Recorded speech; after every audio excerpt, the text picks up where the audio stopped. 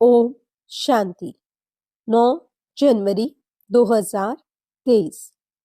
मीठे प्यारे बाबा के आज के मधुर महावाक्य। आज की मुरली के कुछ मुख्य पॉइंट्स। आज बाबा हमें समझाते कि हम बच्चों को अपनी सद्गति के लिए अब अशरीरी बन एक बाप की और चक्र की याद में रहना है। एक बाबा की याद से ही हम निरोगी बनते हैं और हमारे विकर्म विनाश होते हैं। तीव्र पुरुषार्थ के लिए हमें अपनी याद का चार्ट जरूर रखना है। अपनी चेकिंग स्वयं करनी है कि हम कितना समय अपने मोस्ट बिलवेड बाबा की याद में रहते हैं। हम बच्चों को अब कभी मैंपन में नहीं आना है। हर कार्य निमित्त बन करना है। अनेक आत्माओं का उमंग उत्साह बढ़ाना है।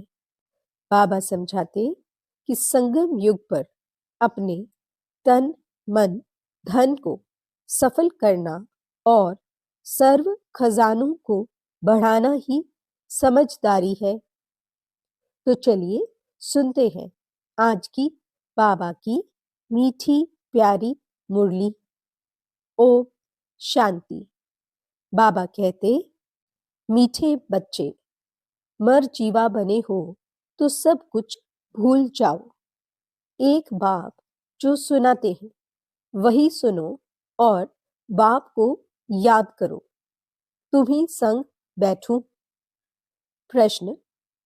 सद्गति दाता बाप बच्चों की सद्गति के लिए कौन सी शिक्षा देते हैं? उत्तर। बाबा कहते, बच्चे सद्गति में जाने के लिए अशरीरी बन बाप और चक्र को याद करो। योग से तुम एवर हेल्दी निरोगी बन जाएंगे। फिर तुम्हें कोई भी कर्म कूटने नहीं पड़ेंगे। दूसरा प्रश्न। जिनकी तकदीर में स्वर्ग के सुख नहीं है, उनकी निशानी क्या होगी? उत्तर। वह ज्ञान सुनने के लिए कहेंगे, हमारे पास फुर्सत ही नहीं है। वो कभी ब्राह्मण कुल के भांति नहीं बनेंगे। उन्हें पता ही नहीं पड़ेगा कि भगवान भी किसी रूप में कभी आते हैं। गीत। तुम्हारे बुलाने को जी चाहता है। ओम शांति। भगवान बैठ भक्तों को समझाते हैं। भक्त हैं भगवान के बच्चे। सभी हैं भक्त। बाप है एक। तो बच्चे चाहते हैं एक जन्म तो बाप के साथ भी रहकर देखें। देवताओं से भी बहुत जन्म बीते। आसुरी संप्रदाय के साथ भी बहुत जन्म बीते। अब भक्तों की दिल होती है एक जन्म तो भगवान के बनकर भगवान के साथ रहकर देखें। अभी तुम भगवान के बने हो, मर जीवा बने हो तो भगवान के साथ रहते हो। यह जो अमूल्य अंतिम जीवन है, इसमें तुम पर पिता परमात्मा के साथ रहते हो। गायन भी है, तुम्ही से खाऊं, तुम्ही से बैठूं, तुम्ही से सुनूं। जो मरजीवा बनते हैं उनके लिए यह जन्म साथ रहना होता है। यह एक ही है ऊंचे ते ऊंचा जन्म। बाप भी एक ही बार आते हैं, फिर तो कभी आ नहीं सकेंगे। एक ही बार आकर बच्चों की सर्व कामनाएं पूर्ण कर लेते हैं। भक्ति मार्ग में मांगते बहुत हैं। साधु संत महात्माओं देवी देवताओं आदि से आधा कल्प से मांगते रहते हैं और दूसरा, जप, तप, दान, पुण्य आदि भी जन्म बाई जन्म करते ही आए हैं। कितने शास्त्र पढ़ते हैं, अनेका अनेक शास्त्र, मैगजीन आदि बनाते थकते ही नहीं। समझते हैं इनसे ही भगवान मिलेगा, परंतु अब बाप खुद कहते हैं, तुम जन्म जन्मांतर जो कुछ पढ़े हो और अब यह जो कुछ शास्त्र आदि पढ़ते हो, इनसे कोई मेरी प्राप्ति नहीं होगी। बहुत किताब आदि हैं, क्रिश्चियन लोग भी कितना सीखते हैं, अनेक भाषाओं में बहुत कुछ लिखते ही रहते हैं, मनुष्य पढ़ते ही रहते हैं। अब बाप कहते हैं, जो कुछ पढ़े हो वह सब भूल जाओ अथवा बुद्धि से मार दो। बहुत किताब पढ़ते हैं, किताबों में है फलाना भगवान है, फलाना अवतार है। अब बाप कहते हैं, मैं खुद आता हूं, तो जो मेरे बनते हैं उनको मैं कहता हूं, इन सबको भूल जाओ। सारी दुनिया की और तुम्हारी बुद्धि में जो बात नहीं थी वह अब मैं तुमको सुनाता हूं। अब तुम बच्चे समझते हो बरोबर। बाबा जो समझाते हैं वह कोई शास्त्र आदि में है नहीं। बाप बहुत गुह्य और रमणीक बातें समझाते हैं।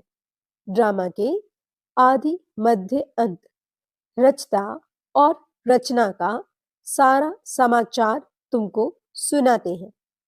फिर भी कहते हैं, अच्छा जास्ती नहीं तो 2 अक्षर ही याद करो, मन मना भव, मध्याजी भव। ये अक्षर तो भक्ति मार्ग की गीता के हैं, परंतु बाप इसका अर्थ अच्छी रीति समझाते हैं। भगवान ने तो सहज राजयोग सिखाया है। कहते हैं, सिर्फ मुझ बाप को याद करो। भक्ति में भी बहुत याद करते थे, गाते भी हैं, दुख में सुमिरन सब करें, फिर भी कुछ समझते नहीं। जरूर सत्युग त्रेता में सुख की दुनिया है तो याद क्यों करेंगे। अब माया के राज्य में दुख होता है, तब बाप को याद करना होता है, और फिर सत्युग में अथाह सुख भी याद आता है। उस सुख की दुनिया में वही थे जिन्होंने बाप से संगम युग पर राजयोग और ज्ञान सीखा था। बच्चों में देखो हैं कैसे अनपढ़, उन्हों के लिए तो और ही अच्छा है, क्योंकि कहाँ भी बुद्धि जाती नहीं है। यहाँ तो सिर्फ चुप रहना है, मुख से भी कुछ नहीं कहना है, सिर्फ बाबा को याद करते रहो तो विकर्म विनाश होंगे। फिर साथ ले जाऊंगा। ये बातें कुछ न कुछ गीता में है। प्राचीन भारत का धर्म शास्त्र है ही एक, यही भारत नया था, अब पुराना हुआ है। शास्त्र तो एक ही होगा ना, जैसे बाइबल एक है। जब से क्रिश्चियन धर्म स्थापन हुआ है तो अंत तक उनका शास्त्र एक ही है। क्राइस्ट की भी बहुत महिमा करते हैं, कहते हैं उसने पीस स्थापन की। अब उसने तो आकर क्रिश्चियन धर्म की स्थापना की, उसमें पीस की तो बात ही नहीं। जो आते हैं उनकी महिमा करते रहते हैं, क्योंकि अपनी महिमा को भूले हुए हैं। बौद्ध, क्रिश्चियन आदि अपने धर्म को छोड़ औरों की महिमा नहीं करेंगे। भारतवासियों का अपना धर्म तो है ही नहीं, यह भी ड्रामा में नूंधा हुआ है। जब बिल्कुल ही नास्तिक बन जाते हैं तब ही फिर बाप आते हैं। बाप समझाते हैं, बच्चे स्कूलों आदि में जो किताबें पढ़ाई जाती हैं उनमें फिर भी एम ऑब्जेक्ट है, फायदा है, कमाई होती है, मर्तबा मिलता है। बाकी शास्त्र आदि जो पढ़ते हैं उसको अंधश्रद्धा कहा जाता है। पढ़ाई को कभी भी अंधश्रद्धा नहीं कहेंगे। ऐसे नहीं कि अंधश्रद्धा से पढ़ते हैं, पढ़ाई से बैरिस्टर, इंजीनियर आदि बनते हैं, उसको अंधश्रद्धा कैसे कहेंगे? यह भी पाठशाला है, यह कोई सत्संग नहीं। लिखा है ईश्वरीय विश्वविद्यालय, तो समझना चाहिए जरूर ईश्वर का बहुत भारी विद्यालय होगा। सो भी विश्व के लिए है। सभी को पैगाम भी देना है कि देह सहित सभी धर्मों को छोड़ अपने स्वधर्म में टिको, फिर अपने बाप को याद करो, तो अंतमति सो गति हो जाएगी। अपना चार्ट लिखना है, कितना समय हम योग में रहते हैं। ऐसे नहीं हर एक रेगुलर चार्ट लिखेंगे, नहीं, थक जाते हैं। वास्तव में क्या करना है? रोज अपना मुंह आईने में देखना है, तो पता पड़ेगा कि हम लक्ष्मी को व सीता को वरने लायक हैं व प्रजा में चले जाएंगे। पुरुषार्थ तीव्र कराने के लिए चार्ट लिखने को कहा जाता है और देख भी सकते हैं कि हमने कितना समय शिव बाबा को याद किया। सारी दिनचर्या सामने आ जाती है। जैसे छोटेपन से लेकर सारे आयु की जीवन याद रहती है ना, तो क्या एक दिन का याद नहीं पड़ेगा? देखना है हम बाबा को और चक्र को कितना समय याद करते हैं। ऐसी प्रैक्टिस करने से रुद्रमाला में पिरोने के लिए दौड़ी जल्द पहनेंगे। यह है योग की यात्रा, जिसको और कोई जानते नहीं तो सिखा कैसे सकते? तुम जानते हो। अब बाबा के पास लौटना है। बाबा का वर्षा है ही राजाई, इसलिए इस पर नाम पड़ा है राज योग। तुम सब राज ऋषि हो। वह है हठ योग ऋषि। वह भी पवित्र रहते हैं। राजाई में तो राजा रानी प्रजा सब चाहिए। सन्यासियों में तो राजा रानी है नहीं, उन्हों का है हद का वैराग्य, तुम्हारा है बेहद का वैराग्य। वह घर पार छोड़ फिर इस विकारी दुनिया में ही रहते हैं। तुम्हारे लिए तो इस दुनिया के बाद फिर है स्वर्ग, दैवी बगीचा, तो वही याद पड़ेगा। यह बात तुम बच्चे ही बुद्धि में रख सकते हो। बहुत है जो चार्ट लिख भी नहीं सकते, चलते चलते थक पड़ते हैं। बाबा कहते हैं, बच्चे अपने पास नोट करो कि कितना समय मोस्ट बिलवेड बाबा को याद किया। जिस बाप की याद से ही वर्षा लेना है। जब राजाई का वर्षा लेना है तो प्रजा भी बनानी है। बाबा स्वर्ग का रचयिता है, तो उनसे क्यों नहीं स्वर्ग का वर्षा मिलना चाहिए। बहुत है जिनको स्वर्ग का वर्षा मिलता है, बाकी को शांति मिलती है। बाप सभी को कहते हैं, बच्चे देह सहित देह के सभी संबंधों को भूलो। तुम अशरीरी आए थे, 84 जन्म भोगे, अब फिर अशरीरी बनो। क्रिश्चियन धर्म वालों को भी कहेंगे, तुम क्राइस्ट के पिछाड़ी आए हो, तुम भी बिगड़ शरीर आए थे। यहाँ शरीर लेकर पाठ बजाया। अब तुम्हारा भी पाठ पूरा होता है। कलयुग का अंत आ गया है। अब तुम पाप को याद करो। मुक्ति धाम वाले सुनकर बहुत खुश होंगे। वह चाहते ही मुक्ति है, समझते हैं जीवन मुक्ति यानी सुख पाकर फिर भी तो दुख में आएंगे। इससे तो मुक्ति अच्छी। यह नहीं जानते कि सुख तो बहुत है। हम आत्माएं परम धाम में बाप के साथ रहने वाली हैं, परंतु परम धाम को अब भूल गए हैं। कहते हैं बाप आकर सभी मैसेंजर्स को भेजते हैं। वास्तव में कोई भेजता नहीं है। यह सब ड्रामा बना हुआ है।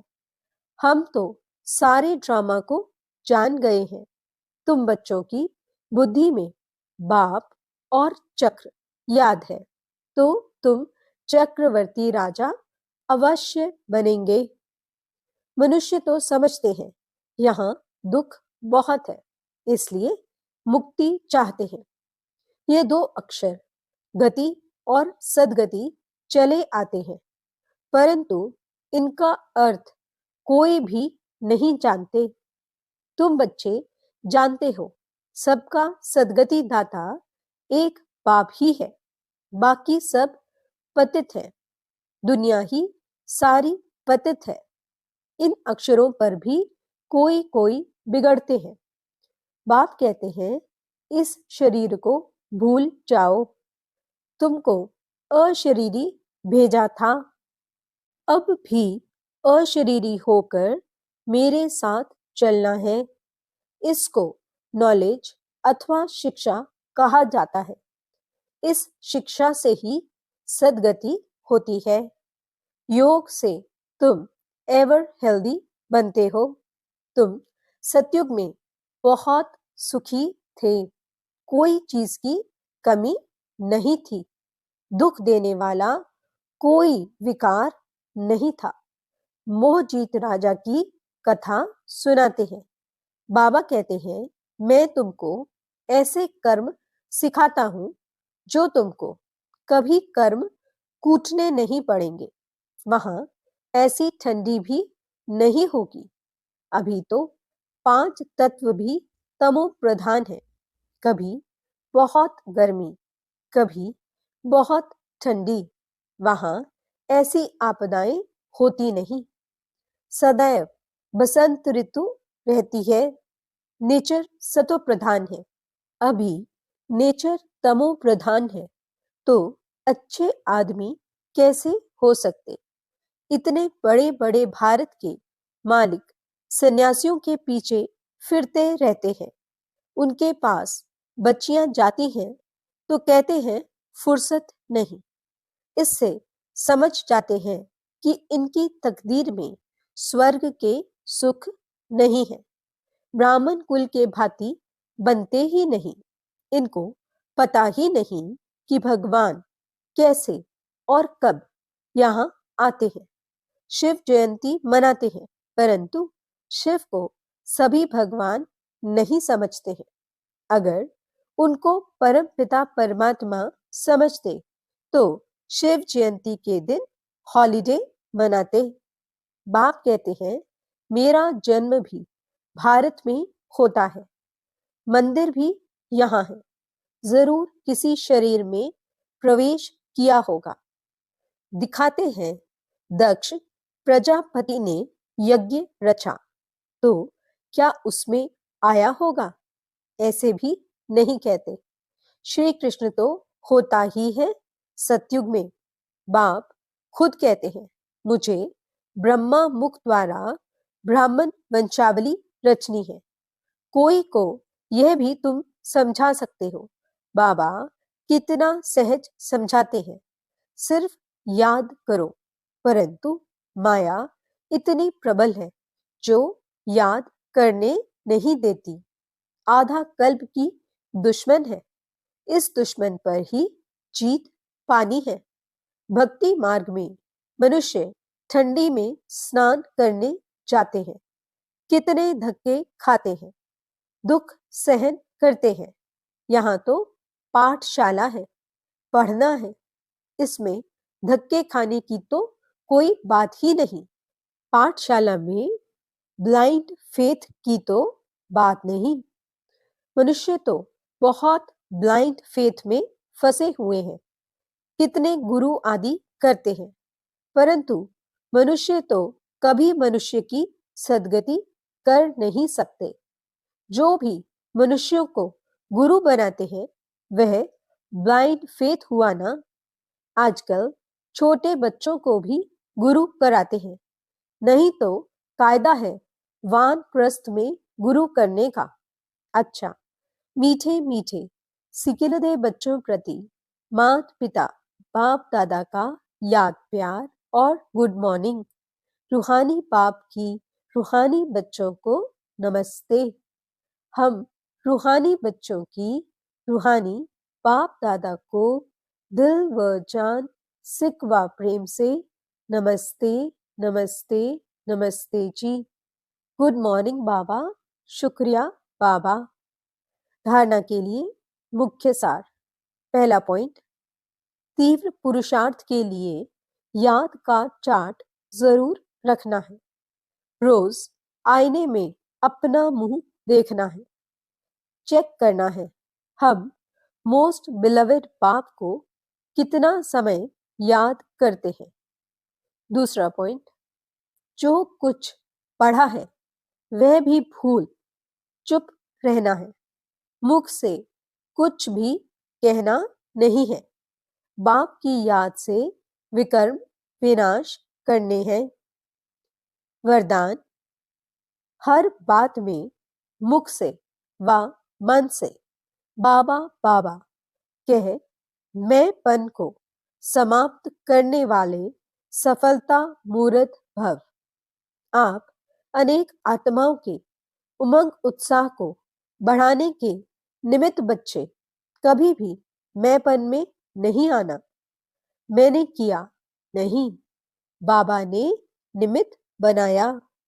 मैं के बजाय मेरा बाबा, मैंने किया, मैंने कहा, यह नहीं, बाबा ने कराया, बाबा ने किया, तो सफलता मूर्त बन जाएंगे।